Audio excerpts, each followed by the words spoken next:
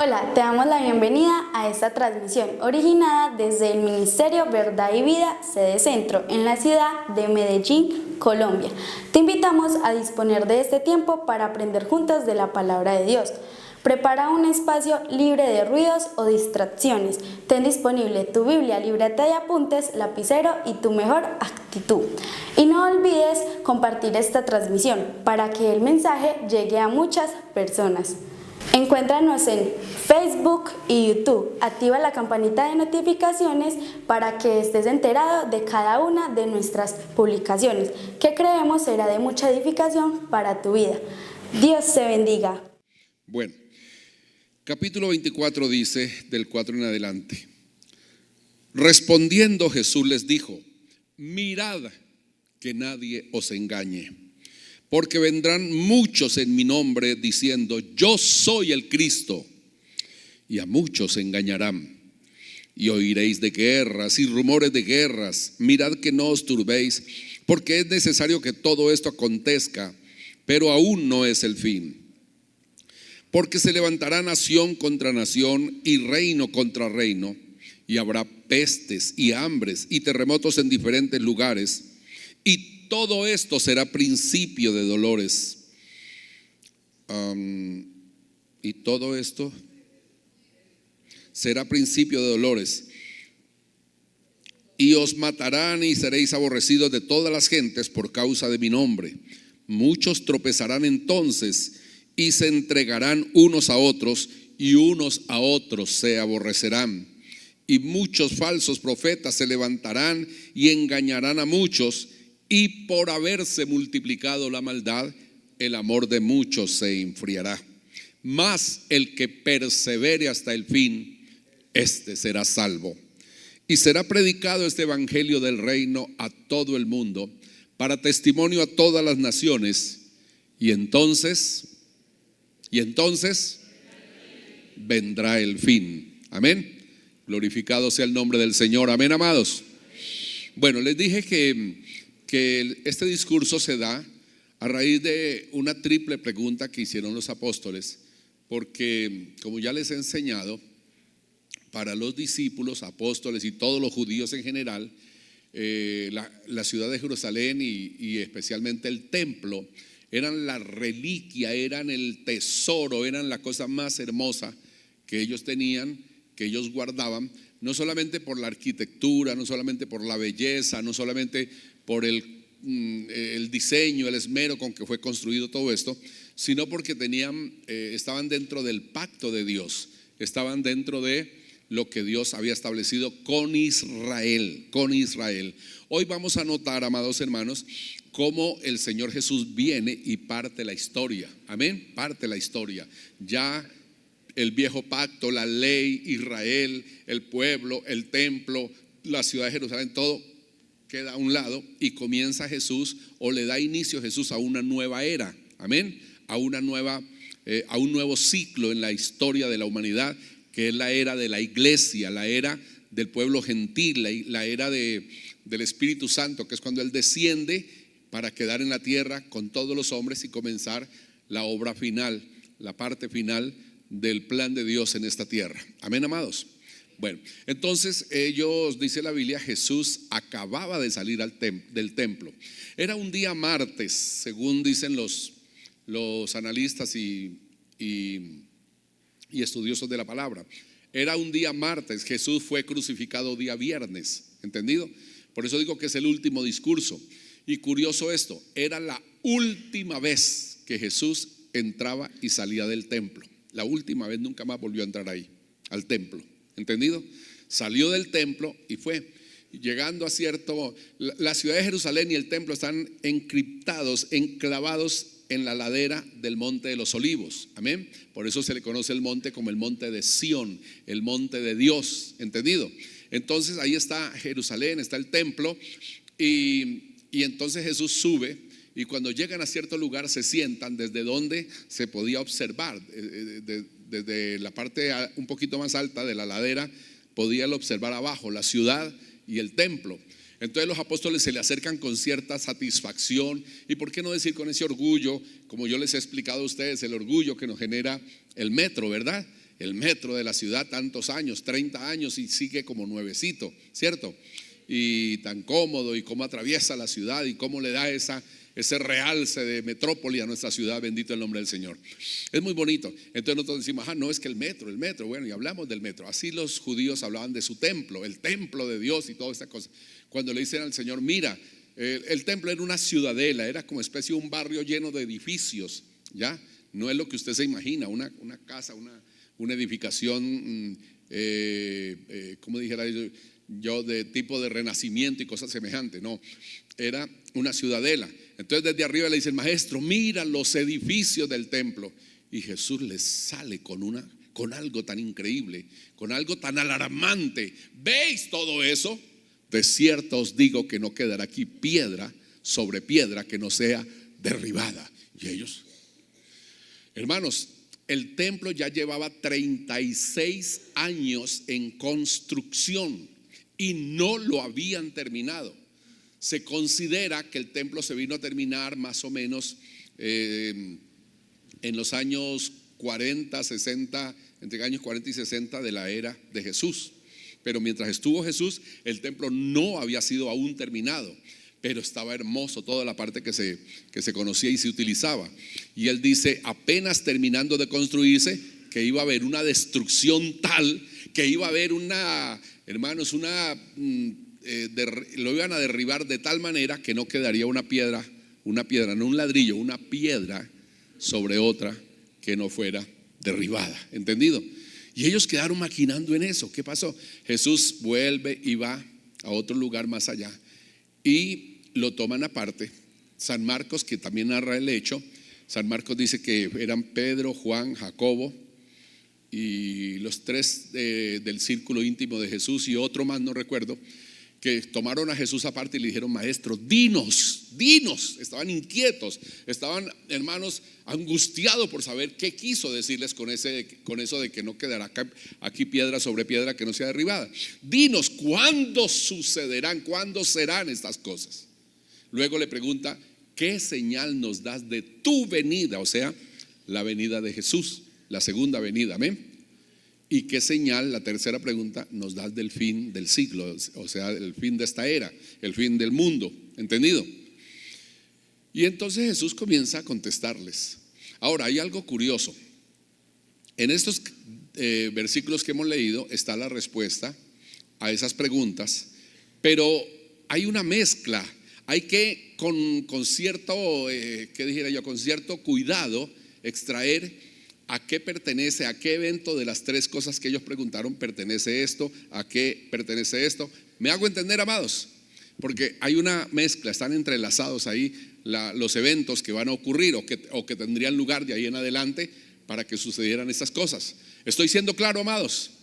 Bueno, entonces dicen los teólogos que es uno de los pasajes más difíciles del Antiguo Testamento, del Nuevo Testamento, ¿ya? Tratar de aplicar. Ahora, hay profecías aquí que son de doble cumplimiento, llamémoslas así, porque se cumplieron inmediatamente después de que Cristo es muerto y resucita y va al cielo a los pocos años, en los años 70 pues, y ahí se cumplieron parte y tendrán lugar las mismas cosas en el tiempo final, cuando esté en pleno apogeo el anticristo, el gobierno mundial, la persecución, todo esto, ¿entendido? Y también otra destrucción que sufrirá Jerusalén, ¿de acuerdo? Bien, entonces ahí vamos mirando en la manera en que Dios nos ayude de aquí en adelante. Amén, amados. Bueno, el Señor Jesús, al responder la triple pregunta de sus discípulos sobre las cosas que acontecerán antes del fin, pareciera que se concentra a contestar la tercera de las preguntas. ¿Qué señal nos da del fin? Pero no encontramos un orden consecuente de la respuesta de Jesús a cada pregunta. Podemos extraer, según los escatólogos, de los versículos 4 al 14, las señales correspondientes a la segunda venida del Señor, que eso es lo que nos ocupa hoy, amén. Las señales correspondientes a la segunda venida del Señor. En este bloque, del 4 al 14, encontramos 10 señales que acontecerán acontecerán en el marco del tiempo que ocuparemos nosotros en la tierra como la iglesia, amén. ya llevamos 2000 largos años. Esta era ya lleva 2000 largos años. ¿Entendido? Ok. Entonces, amados, desde que Jesús ascendió al cielo y el Espíritu Santo descendió y comenzó la iglesia, empezaron a suceder muchas de las cosas que Jesús profetizó.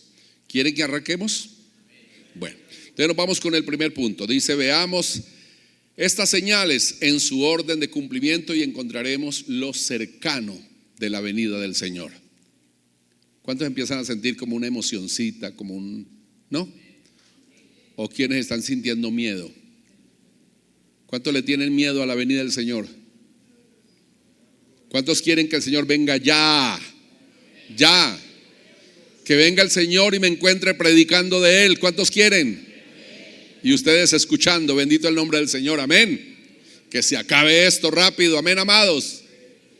Y que se quede aquí todos esos creyentes flojos, todos esos creyentes nominales, que se queden aquí con Maduro, con Petro, con Ortega, con todas esas cosas, ¿cierto? Con todos esos instrumentos del diablo. Pero nosotros nos vamos para el reino de los cielos.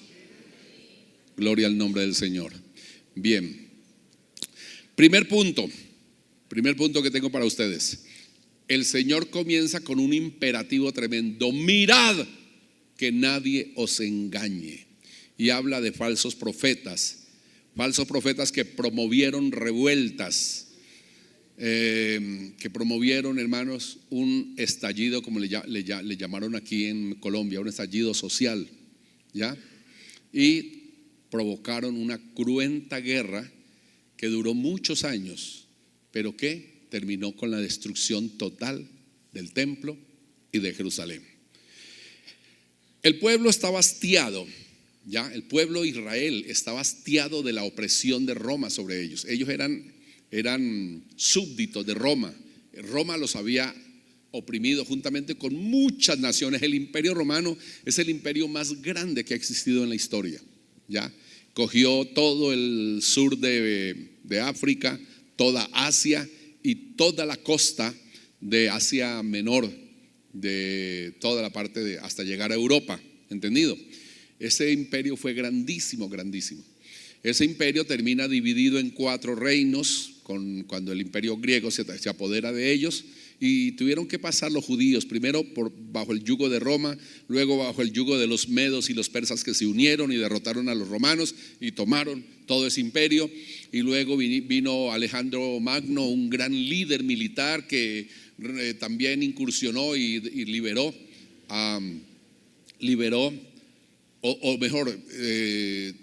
ganó, logró conquistar este imperio, y ya quedaron bajo el imperio griego. Y luego el imperio griego se divide en 4, y bueno, es una tragedia tremenda la que ha vivido Israel. Pero aquí todavía están bajo el imperio romano y están en un hastío porque los romanos los humillan, los romanos los mantienen entre ojos. En cada lugar encontraban centuriones, es decir, altos militares, cada uno con 100 soldados cuidando los móviles, cuidando el quehacer diario de los judíos. No podían moverse. Bueno, era terrible la situación que ellos vivían bajo el imperio romano. Sin embargo, ellos tenían la esperanza de que algún día vendría el Mesías, el prometido de Dios, que se sentaría en el trono de David, un descendiente de la familia de David, que se vendría para liberar la nación, para volverla a colocar en la cumbre política del mundo, donde esa nación fuera poderosa, riquísima, admirada, que todas las naciones le dijeran bienaventurada.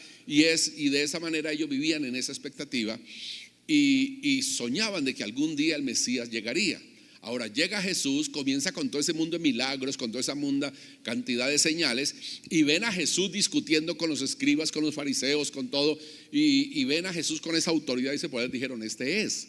Muchas veces lo quisieron hacer rey. El día que él entró a Jerusalén, 1 o 2 días antes de esto, que entró a Jerusalén, le tendían manto, le tendían rama, todo, porque creían que ya era el rey y que pronto iba a armar a todas esas multitudes que lo seguían, los iba a armar, y que iba ya a iniciar la guerra y a independizar a la nación, y que la iba a sacar a los romanos, iba a matar a muchos romanos y a sacarlos del territorio. iban a volver a levantarse como una nación. Pero Jesús les termina primeramente a los apóstoles diciéndoles: no, señores, todavía un poco y estaré con ustedes, y otro poco y no me veréis. Ya, yo me voy, pero tranquilos, aquí quedarán con el Espíritu Santo. Yo no entendía nada de eso, nada de eso. Ellos estaban esperando era que llegara el momento de la revolución, de la guerra, del levantamiento armado.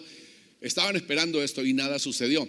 Entonces, cuando Jesús muere y desaparece porque se va para el cielo, entonces el pueblo estaba con esa sensación, el pueblo que no conocía a Dios, con esa sensación de frustración, ¿entendido? Con esa sensación de que tanto tiempo bajo el imperio, que Jesús vino y no, digamos así, salió con nada, pensaban ellos y todo. Entonces, en esa frustración comienzan a levantarse profetas falsos, a decir: aquí yo daré la liberación, yo no sé qué, yo enviaré el Mesías por aquí, el Mesías por allá. Y comenzaron a profetizar. Entonces Jesús ya sabía que esto iba a acontecer y les dice: mirad que nadie os engañe, porque se levantarán falsos cristos, falsos. Bueno, hubo personas que se hicieron pasar por Mesías con el ánimo de que cuando ya lograran la independencia, uno de ellos fuera el gobernante, ¿me entiende? Ganarse el puesto a punta de profecías falsas y todas estas cosas.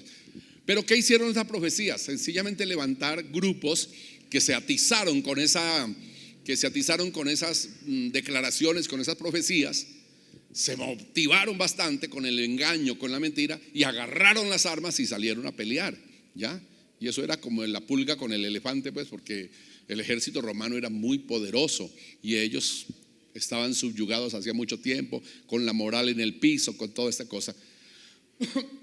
Se levantó un grupo, se cree que los celotes, que fue un grupo muy revolucionario en la época, y comenzaron a estorbar, o como dijera yo, a oponerse mejor al imperio romano y todo. Y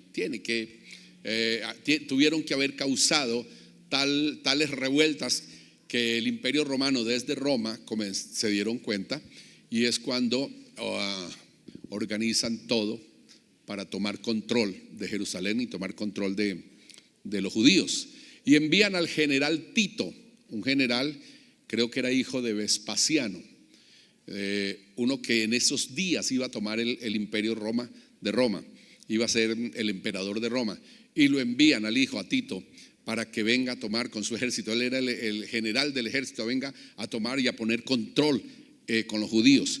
Pero resulta que los judíos, atizados con esas profecías, atizados con todas esas promesas, hermanos, resistieron y resistieron. Dicen algunos historiadores, empezando por Josefo, que es la fuente más directa que vivió la época y escribió. Dice Josefo que en el corazón de Tito no estaba destruir el templo, pero que ante la resistencia de los judíos, ante el hecho de que siendo un grupo minoritario y sin embargo se sostenían y no daban el brazo a torcer y todo, entonces para debilitarlos, para meterle la moral abajo, ordenaron destruir el templo. ¿Entendido? Bueno, entonces todo esto porque Jesús se los había advertido: mirad que nadie os engañe. Pudieron haber evitado eso, ¿entendido? Pero ya estaba en el plan de Dios. Ahorita lo vamos a mirar cómo y por qué. Entonces digo aquí, ante el hastío que tenían los judíos por la opresión del imperio romano, y ante la decepción sufrida por la esperanza que tenían de que Jesús derrotaría a los romanos y liberaría a Israel, se levantaron grupos revolucionarios atizados por falsos profetas que los llevaron a una cruenta guerra con los romanos, y que terminó con la destrucción del templo y de Jerusalén. Esto bajo ¿cómo se llama? La recomendación de Jesús, ¿ya? El imperativo: mirad que nadie os engañe. Otro imperativo: veis todo esto. Bueno, esto no es un imperativo, sino una declaración. Veis todo esto. Cuando les mostraron el templo, no quedará aquí piedra sobre piedra. Escuchen esto. La primera respuesta de Jesús es altamente alarmante, altamente asombrosa, ¿ya?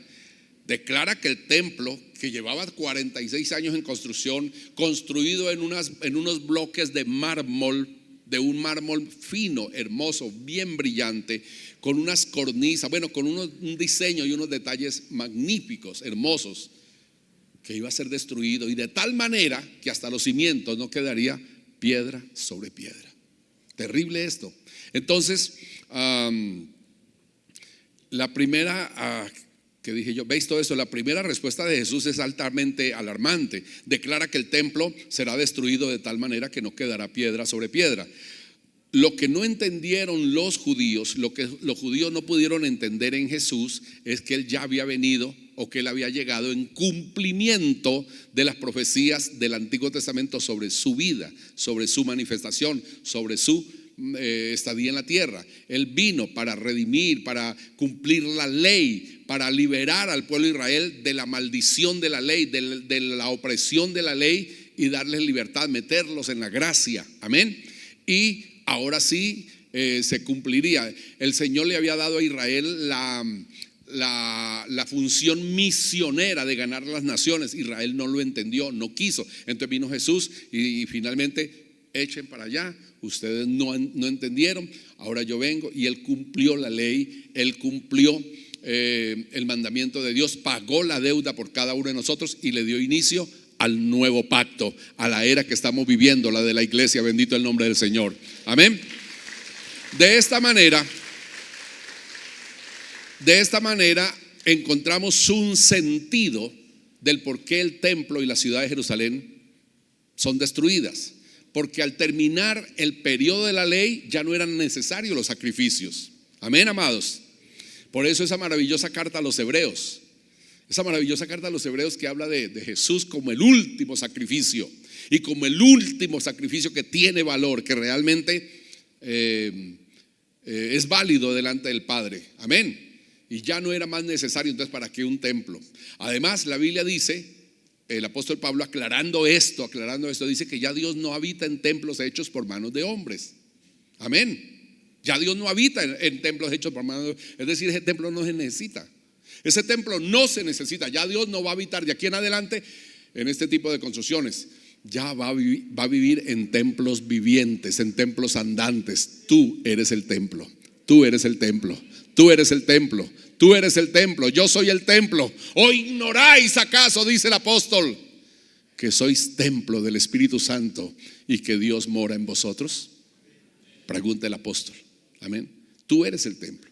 Este es un espacio que venimos para reunirnos, para adorar a Dios. Lo podemos utilizar hoy domingo con esta finalidad. Mañana lo pueden utilizar en otra cosa, en una parranda. Es un edificio, pero el verdadero templo eres tú. Amén. El verdadero templo es cada uno de nosotros. Bendito y alabado sea el nombre de Dios. Entonces ya no se necesitaba ese templo. Ahora, la ciudad de Jerusalén, ¿por qué fue destruida?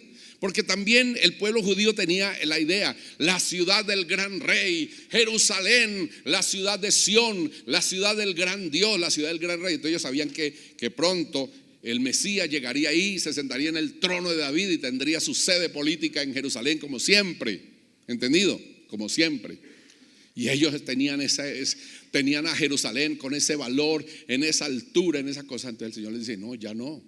Porque Jesucristo no vino a fundar un reino político, un reino terrenal. Jesús no vino, hermanos, a establecerse en esta tierra corrupta, contaminada, sucia. Él vino a buscar al pueblo, a buscar los súbditos, a buscar a todos los que le sigan, para llevarnos a una patria celestial, para llevarnos, hermanos amados, a una Jerusalén espiritual. Bendito el nombre del Señor. Aunque la Jerusalén espiritual somos todos nosotros. Amén, amados.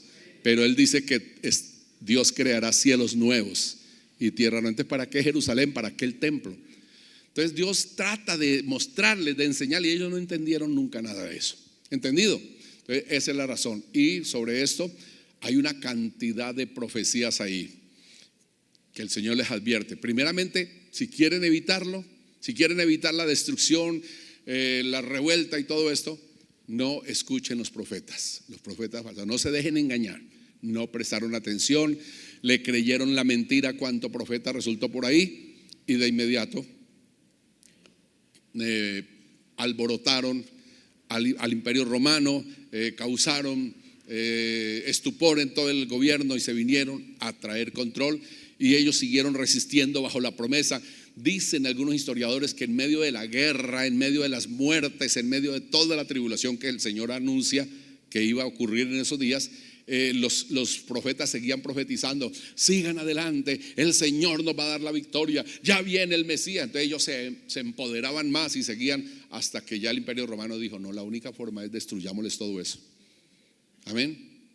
Y les destruyeron las ciudades, la ciudad, el templo y todo esto.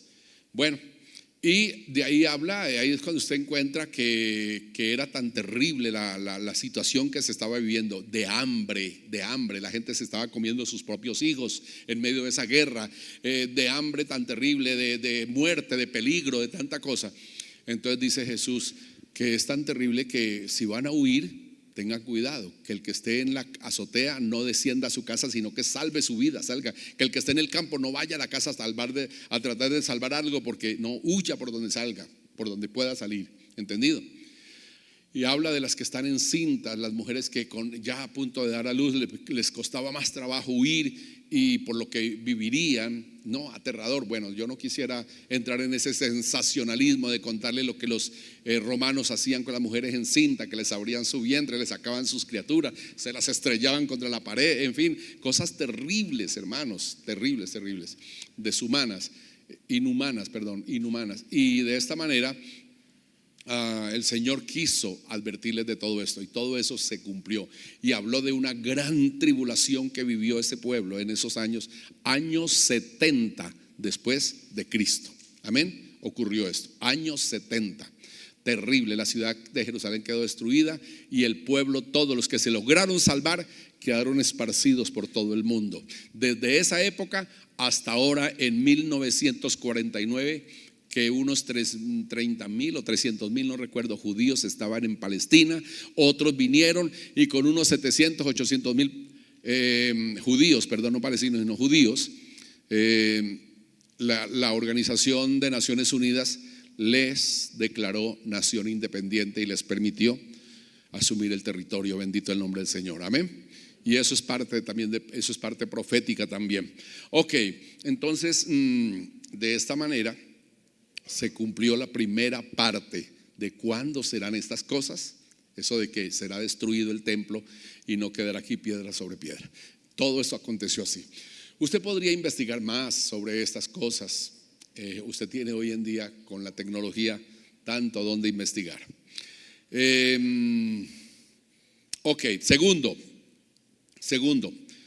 todo esto será principio de dolores, dijo Jesús. ¿Ya? No se alarmen cuando todo esto esté sucediendo, porque de ahí siguen más cosas. ¿Ya? Y lo primero que comienza Jesús hablándoles es de una vida de zozobra en la tierra, una vida de zozobra. ¿Ya? Porque habrán guerras, oiréis de guerras, rumores de guerras, hambres, pestes, terremotos en diferentes lugares. Pero luego termina hablando de todo ese acontecer diario en el bloque, en el ciclo de la iglesia cristiana en la tierra. Comienza hablando de todo esto: oiréis de guerras, rumores de guerras, hambres, pestes, terremotos en diferentes lugares, y concluye con la degradación de la naturaleza humana. ¿Ya? Comienza mostrando que por haberse multiplicado la maldad, el amor de muchos se enfriará. Y comienza a mostrar lo que hoy en día estamos viendo. Estamos viendo, hermanos, que la tierra está viviendo una vida irracional. Los hombres creados a imagen de Dios, con sabiduría e inteligencia de Dios, actúan, hermanos, peor que los animales, pero terriblemente peor que los animales. La manera de derramar sangre, la sevicia con que matan. Hermanos, ¿cómo es posible matar a una persona por quitarle un celular que valdrá 100, 200,000 pesos, y matarlo, y dejar niños huérfanos, una mujer viuda? En fin, es terrible lo que se está viviendo hoy en día. ¿Cómo es posible que un gobernante como ese señor de Venezuela vea a gente saliendo con niños en brazos, saliendo a buscar comida a otro lugar, y él con todo el oro, con todo el petróleo, con todo lo que tiene, y ver su pueblo saliendo, y antes lo disfruta? Se ve que lo disfruta. Eso ya es una desnaturalización de la naturaleza humana, perdón la repetición, del ser humano. Es una desnaturalización terrible, ¿entienden?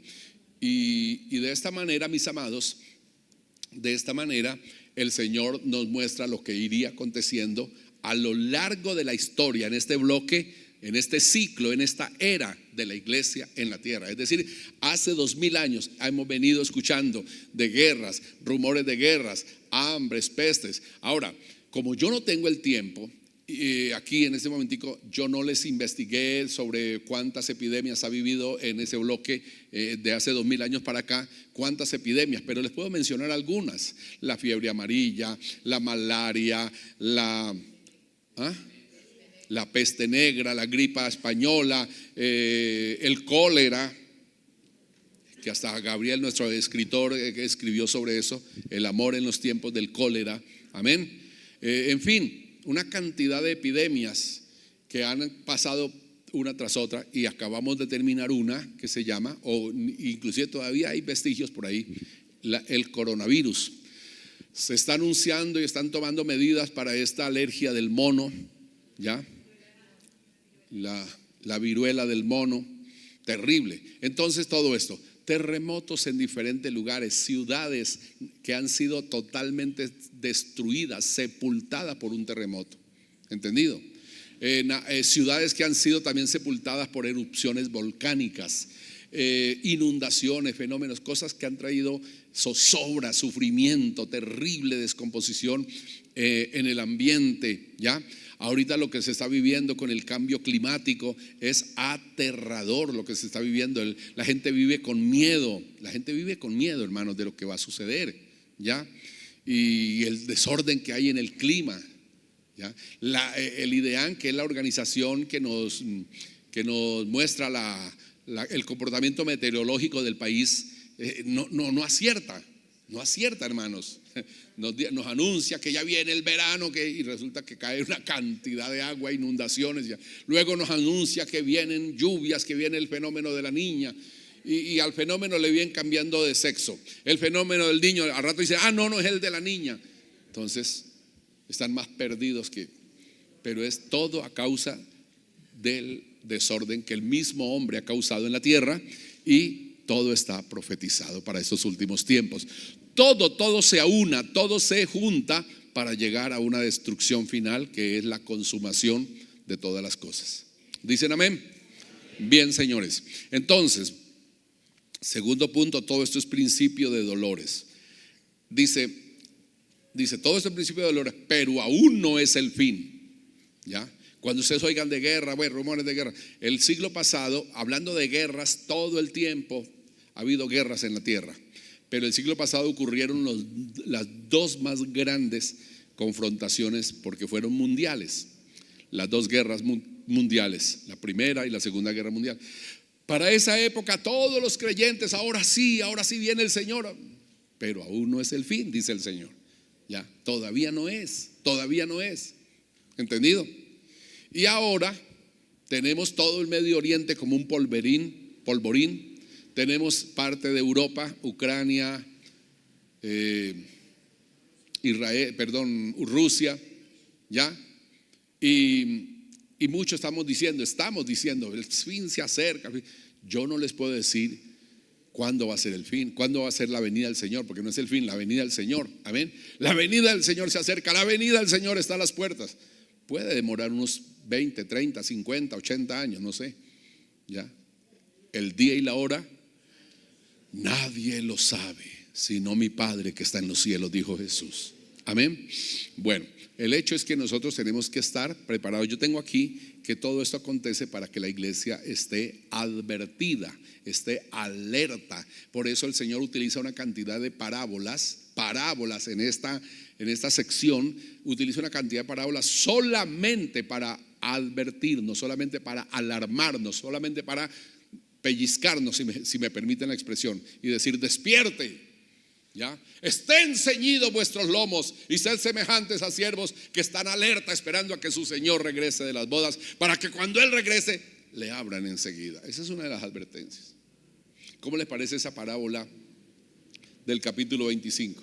Dice: entonces el reino de los cielos será semejante a 10 vírgenes que salieron a recibir a su esposo, pero salieron a recibirlo unas bien preparadas y otras desapercibidas. Y ya ustedes conocen la historia de la parábola de las 10 vírgenes, ¿verdad?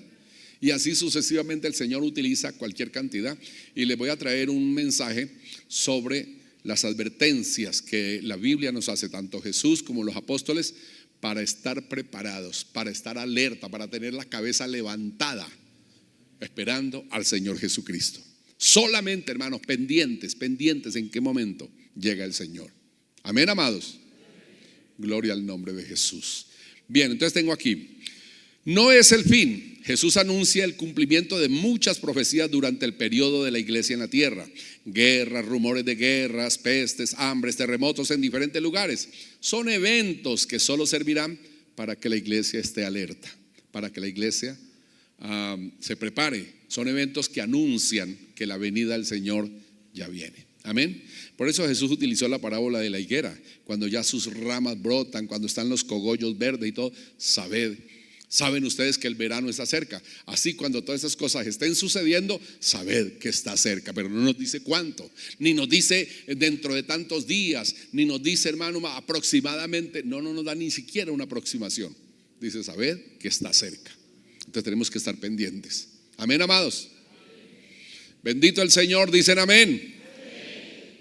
Bueno, este mensaje causa curiosidad, están ahí muy concentrados, entonces no puedo pretender de que ustedes me den amenes y aplausos y cosas. Entonces dice, no es el fin, es simplemente profecía que se van cumpliendo para que estemos alerta. No, dice, muchos tropezarán dentro de ese mismo marco, muchos tropezarán entonces.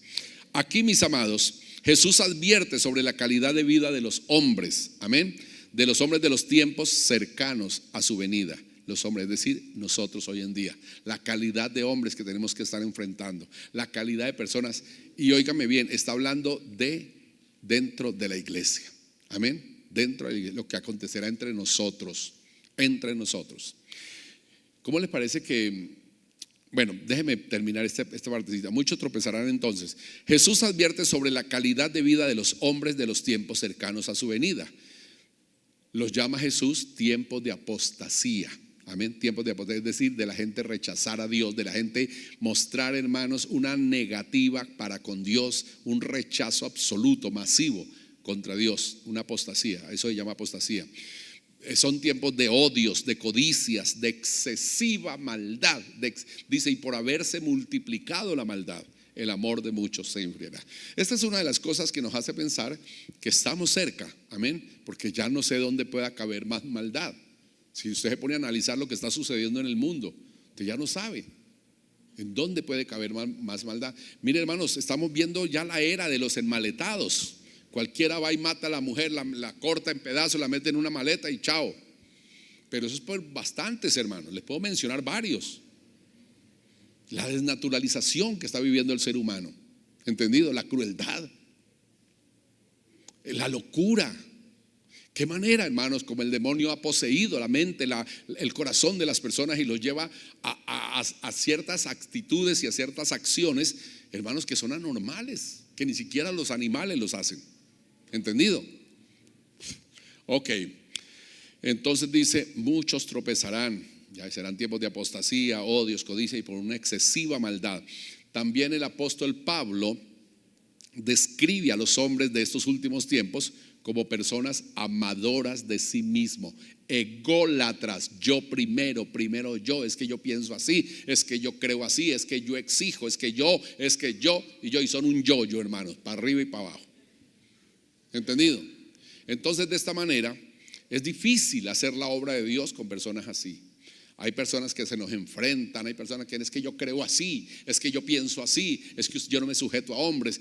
No, es terrible. Y hay personas, hermanos, que no han entendido y vienen a la iglesia a seguir al pastor, no a seguir a Jesús. Y el pastor coge para allá se van, coge para acá, para allá se van. Entonces la iglesia, la obra de Dios no puede contar con ellos, porque no son de Dios. Por eso Él les dirá en aquel entonces, nunca te conocí, quítate de en medio o quítate delante de mí, hacedor de maldad. ¿Aló? Ahí sí podrían decir, aunque sea ay, ¿cierto? Bueno, entonces los describe como personas que son malos, Y el apóstol Pablo dice que serán hombres amadores de sí mismos, que no tienen afecto natural, es decir, desnaturalizados. ¿Ya? Matarán a sus hijos, a sus propios hijos. Matarán a sus padres, como vimos hace poquito a este muchacho que condenaron porque mató a su madre y a su hermano por quedarse con una fortuna. Matarán a sus padres, los entregarán. Cuando comience la persecución y digan: ¿dónde está el pastor Carlos Álvarez Victoria? Y que de pronto mi hijo diga: vea, yo lo entrego, pero déjenme a mí en paz, déjenme a mí tranquilo. Y van a resultar muchos Judas entregando a sus padres para que los condenen. Les iba a contar algo que me vino en la mente y dije: no, más adelante les voy a contar. ¿Cómo les parece que hace unos 12 años, 10, 12 años, no sé, el Señor me permitió, por su pura gracia, ir a Europa, ir a predicar? Yo llegué a Alemania, donde me invitaron porque iban a hacer una invasión evangélica a la República Checa. La República Checa es parte de lo que anteriormente se conocía como la gran nación de Checoslovaquia. Esa nación de Checoslovaquia, a raíz de la independencia que tuvieron de la Unión Soviética, cuando la Unión Soviética se desintegra y todas las naciones vuelven a coger su independencia, vuelven a funcionar como naciones independientes, entonces, claro, cada nación tuvo que hacer una guerra independentista, ya, una guerra, y entraron en eso. Esas naciones todas estaban bajo el comunismo. El comunismo los tenía sumidos en una pobreza, en una miseria terrible, pero con la guerra independentista habían quedado peor de hambre y de tal cosa. Y claro, Alemania no pertenecía a ese grupo, pero cerquita de Alemania habían varias naciones que pertenecieron al bloque socialista, como Checoslovaquia, Hungría, Polonia, que están ahí pegaditos. Y hermanos, un evangelista colombiano que ya partió con el Señor, se le ocurrió, él trabajaba mucho por Europa, y Dios le dio el sentir de llenar a Checoslovaquia, a la República Checa, porque esa nación se dividió en dos. Hoy en día es República Checa y Eslovaquia, ahora son dos países. Por eso el atlas que usted tiene de hace 30 años ya no le sirve, ¿entendido? Porque ya las divisiones políticas del mundo son diferentes. Bueno, entonces, amados, fuimos a la República Checa y él invitó 90 y pico de evangelistas. Entre esos yo fui uno de los invitados. A mí me tocó predicar en dos ciudades, campañas evangelísticas. Fueron 15 días, una semana en una ciudad de República Checa y otra, y nos concentramos en Alemania, donde hicimos todo el proceso, toda esta cosa. Bueno, y luego viajamos a la República Checa, y ahí cada cual cogió al lugar asignado y ahí predicamos, y cada uno teníamos nuestro intérprete y todo esto. Bueno, fue una experiencia maravillosa.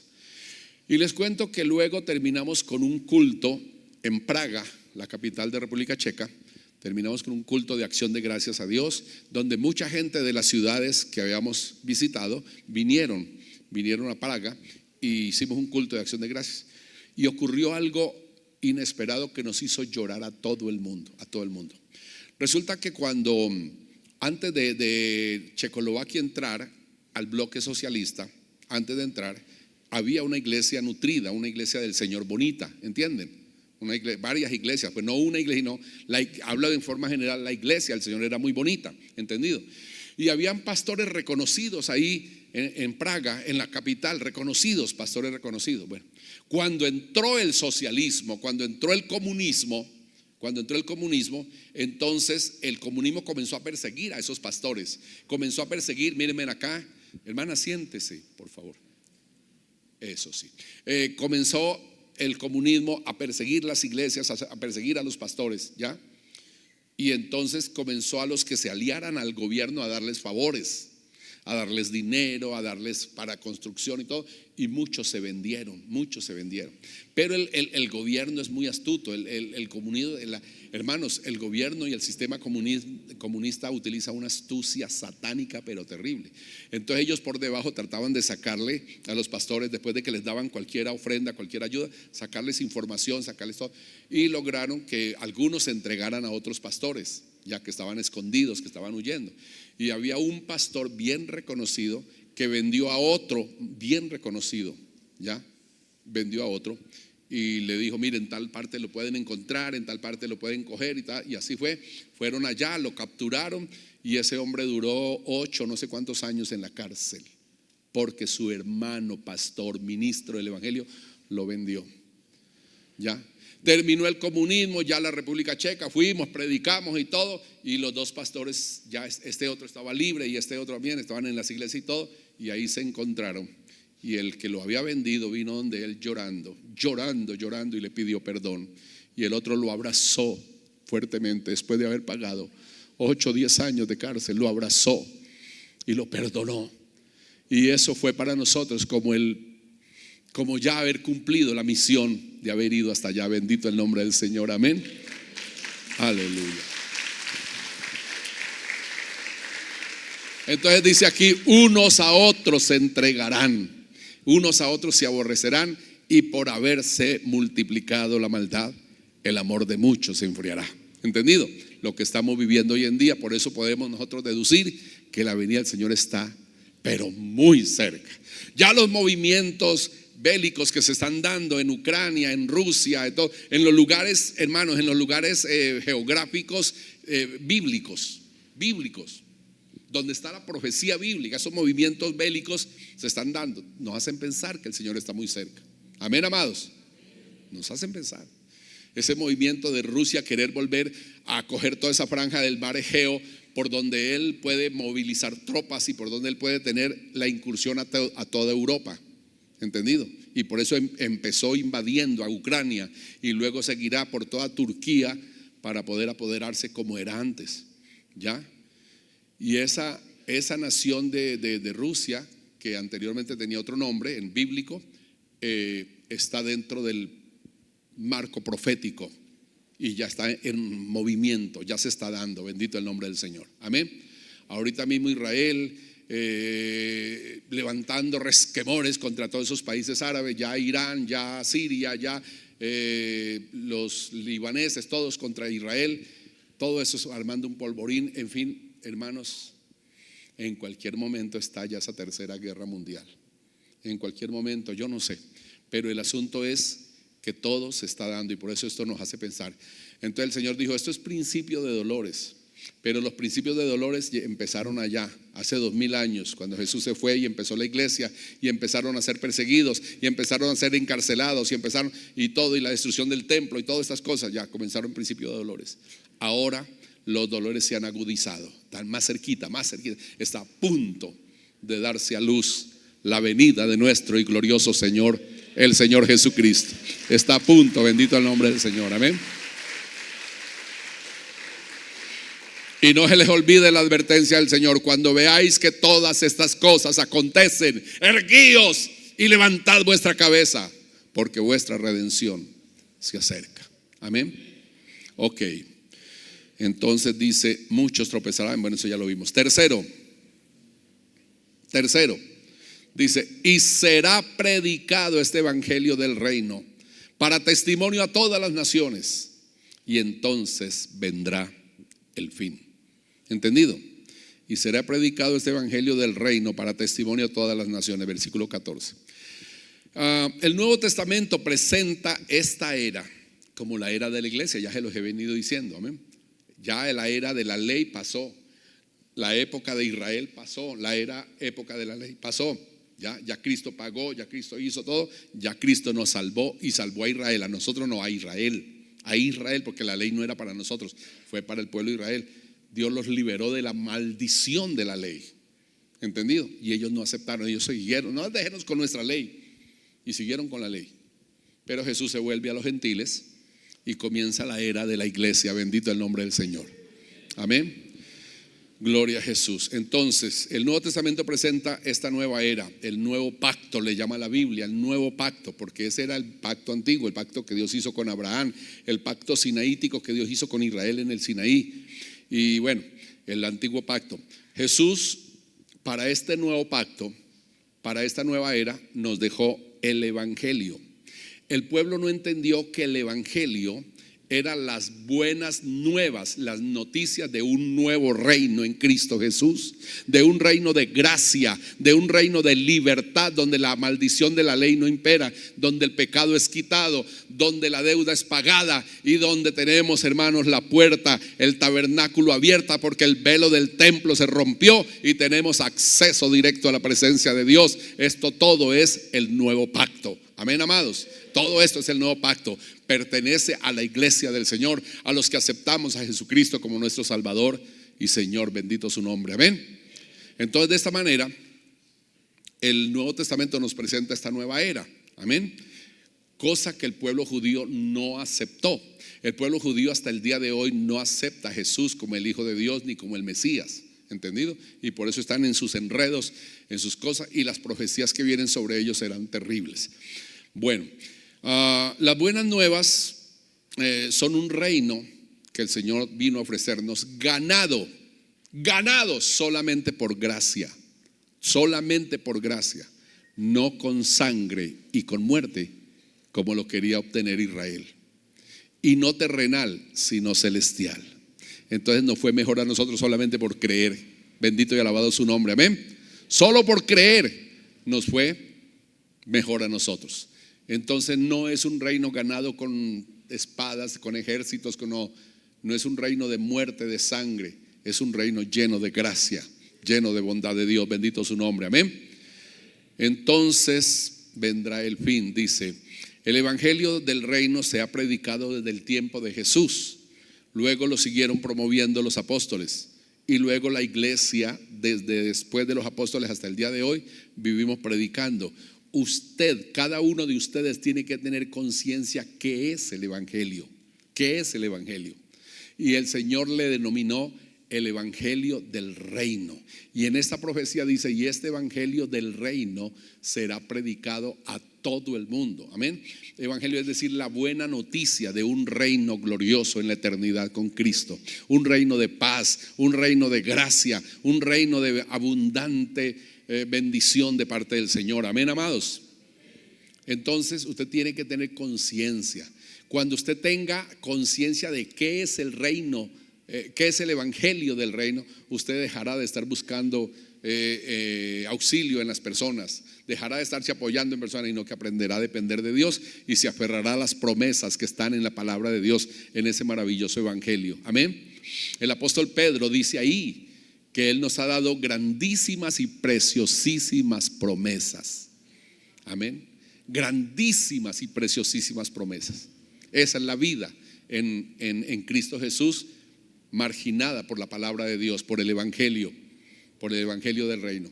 Entonces, cuando nosotros somos conscientes de que el evangelio vino para darnos libertad, de que el evangelio nos llegó para mostrarnos, hermanos, la buena vida. Ninguno de ustedes conoció a Jesús, ninguno de ustedes escuchó a Jesús, ninguno. Lo creímos.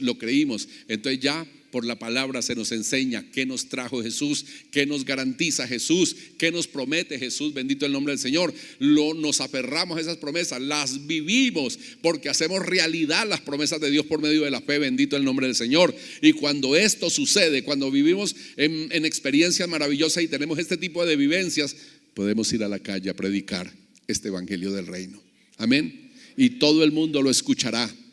Y hoy en día Dios ha desplegado el sistema, o digamos, dentro de la ciencia, Dios ha hecho que crezca más el tema de las comunicaciones. Hermanos, los medios de comunicación y ahora la internet con sus redes sociales y todo, ha permitido de que personas conscientes, porque hay una enorme cantidad de creyentes que me salen aquí hablando, perdónenme la palabra, pendejadas, tonterías y cosas sin sentido, risas, chistes, cosas, pero hay otros que están colocando cosas bonitas del Señor, testimonio de vida en el Señor, están testificando, amén. Y qué bonito esto. ¿Por qué? Porque todo esto lo ha permitido Dios para que se cumpla esta profecía. Para que se cumpla esta profecía. Y este evangelio del reino será predicado a todo el mundo, para testimonio a todas las naciones. Amén.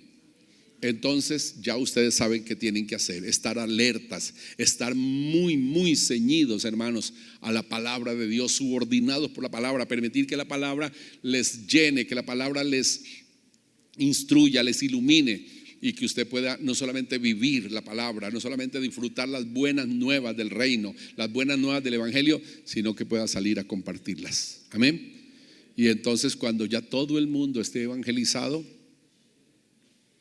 cuando ya todo el mundo sea responsable delante de Dios, cuando ya Dios vea que no hay alguien que tenga excusa, entonces ya, dice la Biblia, vendrá el fin. Bueno, ese vendrá el fin pues tiene una cantidad de implicaciones proféticas. ¿Entendido? Ok, amados. Entonces, lo que les he traído hoy es sencillamente lo que hemos venido viendo a lo largo de la historia. Amén. Nada novedoso, el principio de dolores desde el comienzo. Cuando inicia la iglesia, comienzan a perseguirlos, comienza la tribulación, comienza la angustia, viene la destrucción del templo, viene la destrucción de Jerusalén, y de ahí para adelante guerras, rumores de guerras, terremotos, pestes. Todo eso se ha dado en la historia.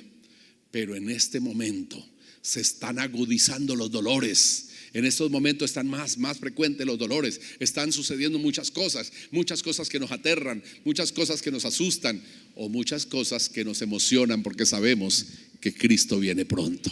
Amén. ¿Cuántos alaban a Dios por esto? ¿Cuántos alaban a Dios por esto?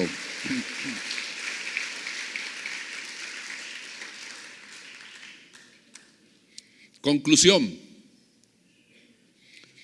todo este conjunto de señales Jesús lo encerró dentro de un periodo al que llamamos principio de dolores. A estas alturas de la historia vemos con asombro cómo todo, prácticamente casi podríamos decir, está cumplido. Y ya empezamos otro bloque de profecías inminentes, cercanas a la gloriosa aparición del Hijo de Dios, que tendrá que ver con el rapto, ya, la gran tribulación, bueno, y eventos que ocurrirán dentro de la gran tribulación y con los creyentes en el rapto.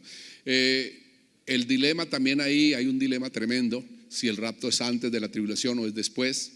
El rapto, cuando el Señor levanta a su pueblo, hay una controversia tremenda. La mayoría de comentaristas que he consultado, la mayoría afirman que es antes de la tribulación. Amén. Y si es después, pues también Dios nos garantiza de que Él nos librará. Puede venir lo que venga, Dios nos guardará. Amén. Bueno, y entonces viene hasta que el Señor viene. Pero eso sí, cuando ya termine este principio de dolor y toda esta cosa, ya lo que queda del tiempo es muy poco, porque se cree que el periodo de tribulación son 7 años de gran tribulación y gran tribulación. 7 años apenas, y aparecerá la señal del Hijo del Hombre, que todo ojo lo verá. Bendito el nombre del Señor. Amén. Ok, entonces, hermanos, entonces vendrá otro bloque de profecías inminentes, cercanas a la gloriosa aparición del Hijo de Dios en gloria. Todo esto está trazado por Dios. La pregunta que les tengo es: todo esto ya está trazado, todo esto está clarito. Quizá otro predicador pudo habérselos explicado mejor que yo. Amén. Pero todo está trazado para que usted lo pueda buscar, entender y todo. Pero tengo una pregunta. ¿Estamos preparados? ¿Todos lo estamos de verdad esperando? ¿Lo estamos esperando de verdad? ¿Nos hemos ya ceñido nuestros lomos? Es decir, nos hemos organizado para movernos rápido. ¿Ya tenemos nuestras lámparas encendidas? Ya, pero estoy preguntando: ¿tenemos nuestras lámparas encendidas? ¿Qué sabes tú del evangelio del reino? ¿Qué sabes tú? Perteneces al reino, pero ya viene por nosotros para llevarnos a vivir con nosotros y reinar sobre nosotros eternamente y para siempre allá, en la eternidad. Amén. ¿Qué sabes del evangelio del reino? ¿Qué conoces del evangelio del reino? Mejor pónganse en pie, porque veo algunas caritas como que, ay, pastor.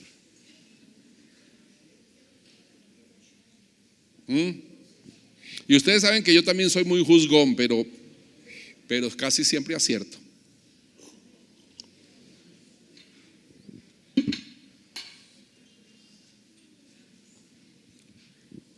Pueden levantar una manita y decirle: Señor,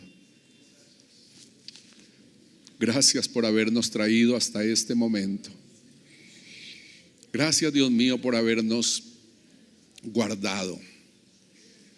Gracias, Dios mío, porque ahora podemos estar seguros que si tú vienes, te estamos esperando. Ayúdanos, Señor. Ayúdanos a abrir tu palabra, a comer tu palabra, a amar tu palabra. Ayúdanos, gran Dios, a amar la iglesia para venir a aprender, a que nos enseñen, nos instruyan, que no dejemos de congregarnos como algunos acostumbran. Ayúdanos a estar sometidos para que el pastor nos pueda guiar y nos pueda enseñar. Ayúdame, Señor, a cumplir tu ley, a hacer lo que tú me has mandado a hacer, para que cuando tú vengas me puedas decir, o yo pueda escuchar: bien hecho, buen siervo fiel. Bien hecho, buen siervo fiel. En lo poco fuiste justo, en lo mucho te pondré. Entra en el gozo de tu Señor. Adoren al Señor, díganle: Dios, gracias. Dios, gracias. Gracias por tu palabra, Dios. Ayúdame a vivir lo que tu palabra me enseña. Padre, gracias. Padre, gracias.